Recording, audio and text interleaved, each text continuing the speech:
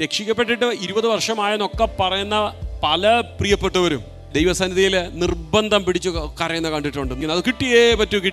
ഇങ്ങനെ നിർബന്ധം പിടിച്ചുകൊണ്ട് പണ്ടൊരുത്തം കൊണ്ടുപോയത് അപ്പൻ്റെ വീട്ടിൽ നിന്ന്. അവനെപ്പറ്റി ബൈബിൾ പറയുന്നത് മുടിയനായ പുത്രനെന്ന്. അവനെല്ലാം കൊണ്ടുപോയി അവസാനം ഒന്നുമില്ലാത്തവനായി നിരാശയോടെ തിരിച്ചു വരേണ്ട ഒരു അവസ്ഥയുണ്ടായി.